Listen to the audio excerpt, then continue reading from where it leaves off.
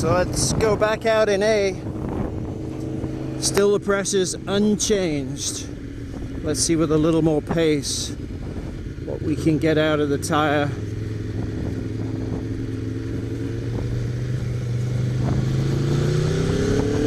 Should be able to get 3 laps in. 8 minutes. Maybe 2. We'll see.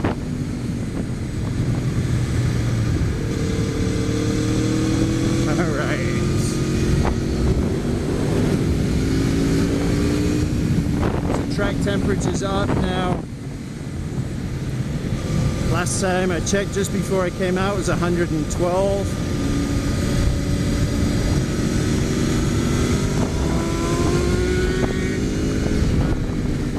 So we should get a little more heat into the tires than we had before, which will be nice.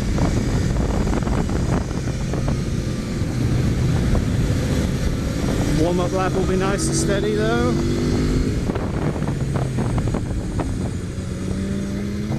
Hang with Rob from Evolution Suspension out of San Jose. Nice to see him out of the shop, getting some riding time.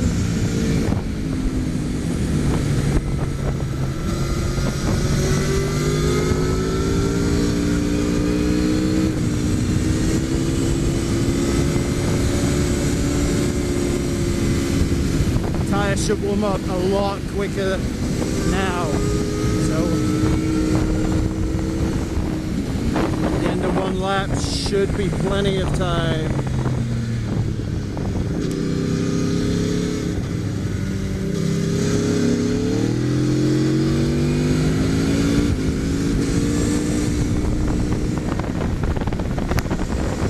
Alright, on to the west side.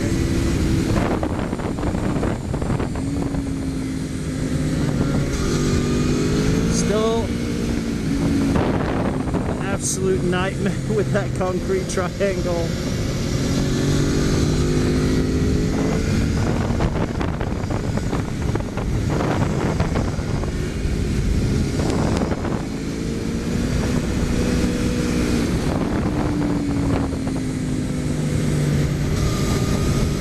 So a nice and clear track, so that's very helpful.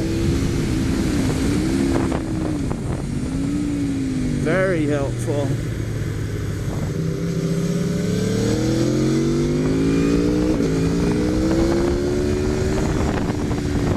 Riding very well today.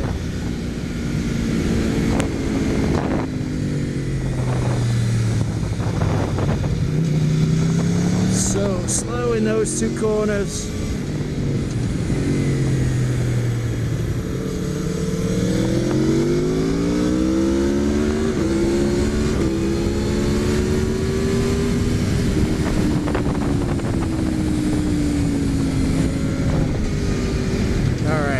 Be careful where we're at.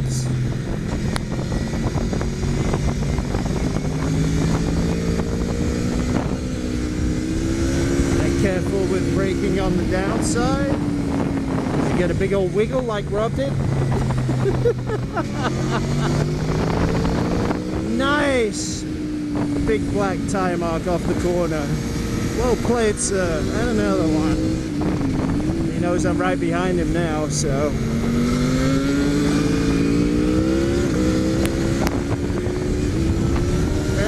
Put the screws to it.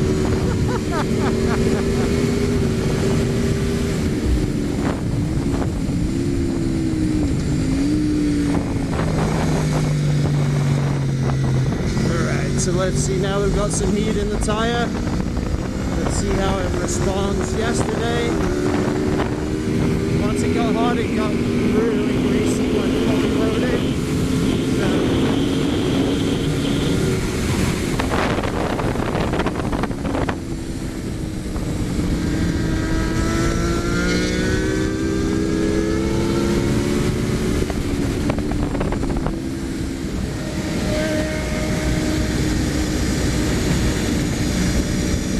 Plenty of room.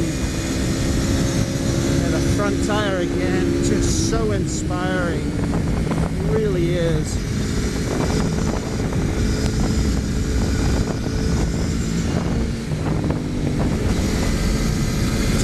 roll so effortlessly side to side.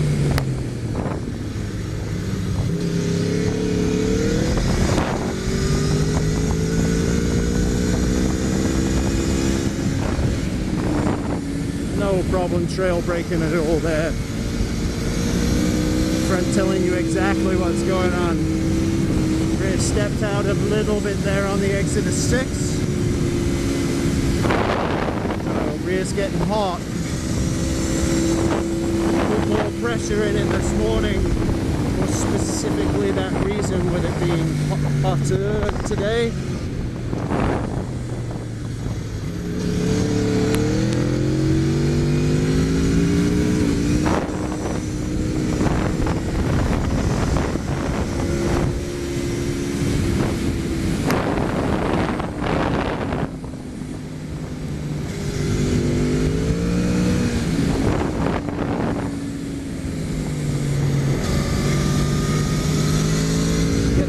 Down, it's sucking up nicely. No problem.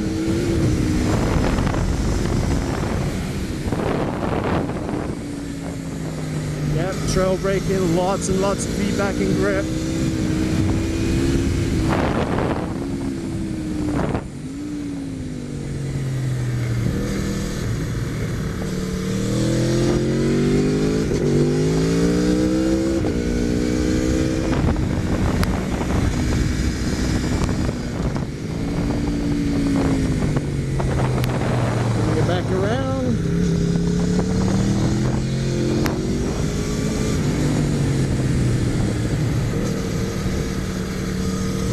Finish up the lap. So that's 2 laps. Decent pace. Said we can feel the rear go out in 6. So obviously it's getting hot. The question is it getting too hot?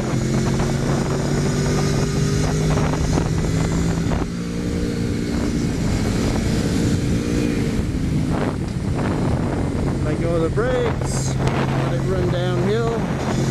Nice.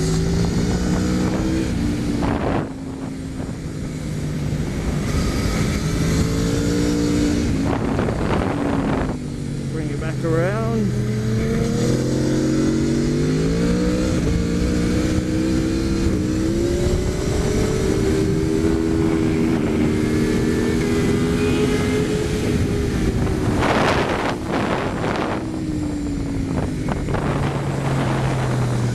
Put a little more pace into the next lap.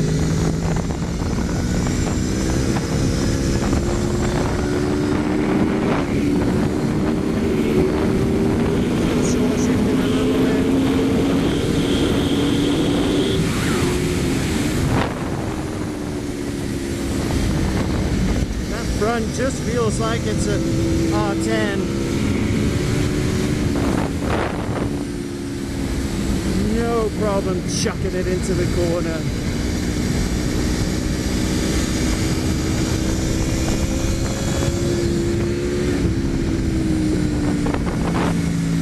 Lots of feedback. The rear feels actually pretty solid right now, but there's no major load on it. So we'll find out. The bottom of 5, it came out big time yesterday when it got really hot. Feels greasy now, so just be careful on the late apex. Yeah, just a little bit of slide.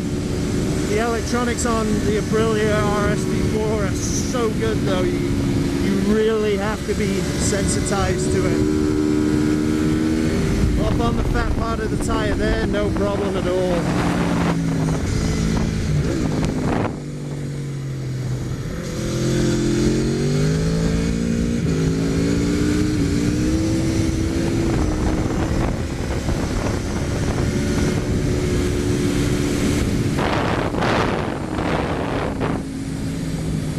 We got more grip on this side, on the west side track, so that should technically make the tire go away a little quicker. It's getting greasy out of the box right now with the number of laps we've done.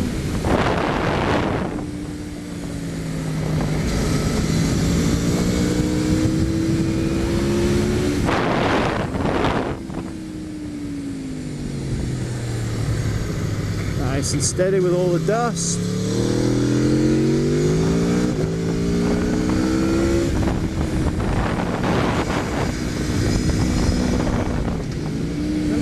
It's not getting too greasy in the back, but again, this side is so much slower and more technical. See if we can squeeze one more lap in for the lunch break.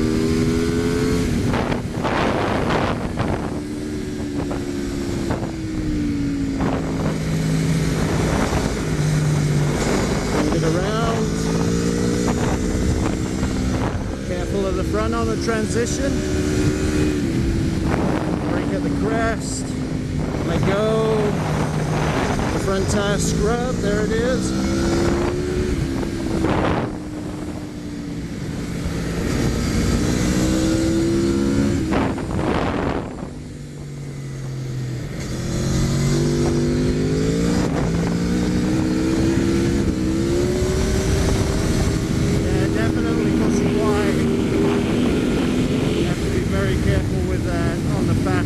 On exit,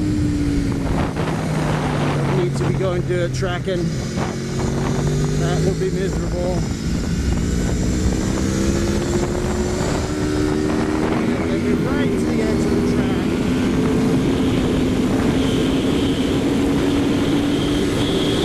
Just a couple of minutes left, this should be the last lap, so we'll get our third lap in. You can really charge the corner with the front.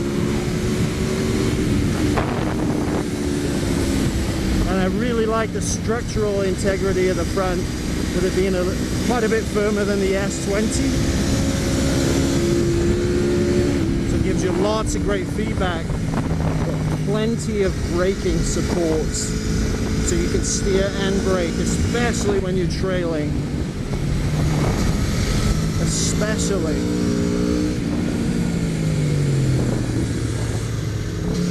That is very confidence inspiring, especially on 1,000 where you trail brake all day.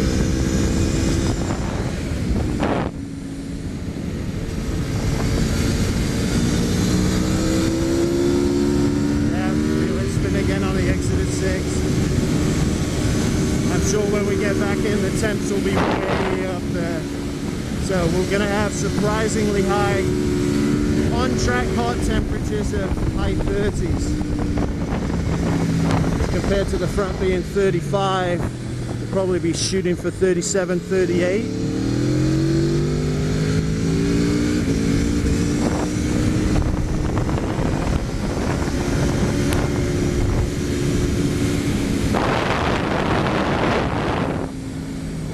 Have to concentrate a little bit, get through there correctly. Line up this next corner because that sets the drive all the way through the S's.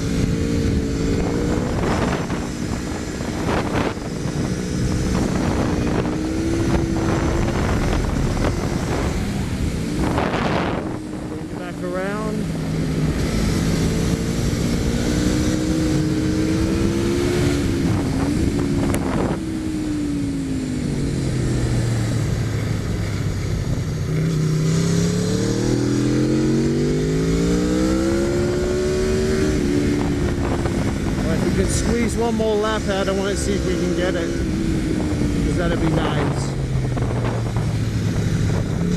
Then I can get some really consistent heat in the rear. See how it's behaving, especially in regards to tire temperatures when I get back. A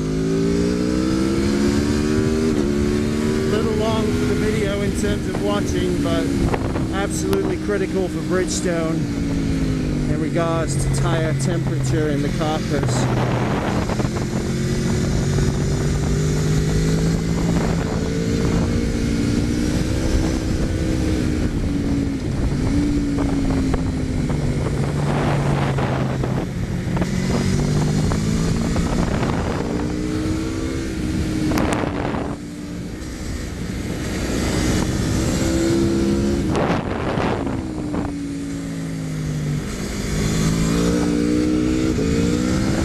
No problem with its drive grip when you're on the fat side of the tire. It just gets fully loaded, it's going away from you.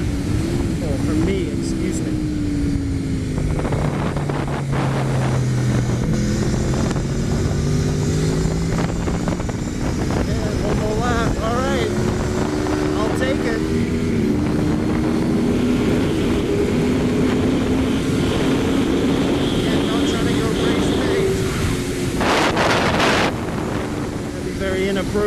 tire we know that's too hot already. That may mean a starting pressure at 32.5 cold on the rear, based on track temperatures 110 plus and rider ability of approaching advanced lap times. That would definitely be an appropriate starting pressure. Whether the tire ends up liking that, of course, depends on the track you're on and the construction of the surface. If the surface is very aggressive, then that's appropriate. If the surface is very smooth and it gets hot and gets greasy, then lower pressure is going to be appropriate again there. So common sense or logic, depending on how you think, will dictate what you're going to use for a starting pressure. Which, of course, everybody has to find and define their own.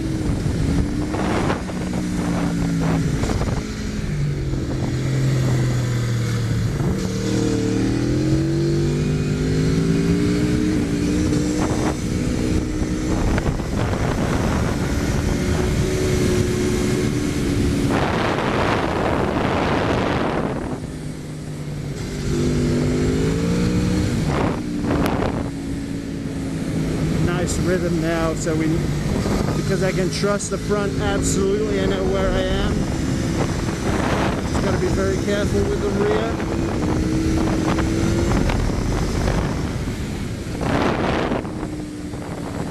A nice trail break through.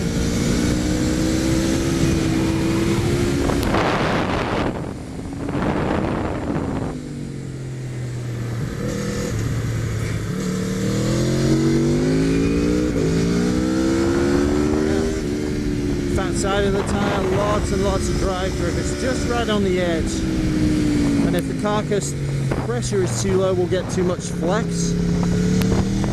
That will also cause the understeer that we're experiencing with the bike running wide.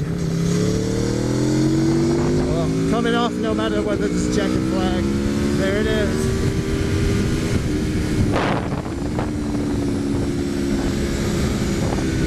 So we're done for the lap.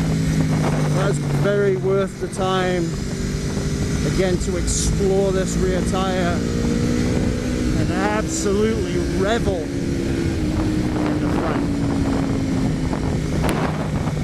Fantastic front tire. The rear's just got to be get that geometry fixed, figure out your air pressure, and then once you've got your air pressure sorted, away you go. But the tire is definitely going to be very, very sensitive to pressure and geometry. You really, obviously, don't want to accelerate the wear in the rear because you didn't get the geometry right.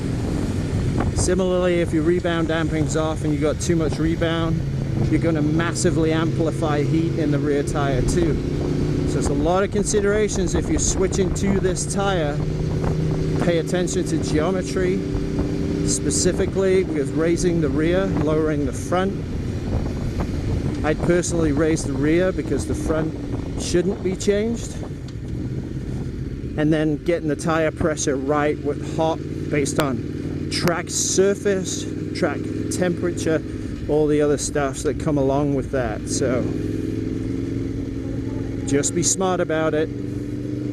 And as always, define your own pressure. And based on track temperature, with this particular rear, it's obvious that you'll have to be very diligent, build a data table, and that will help you out enormously.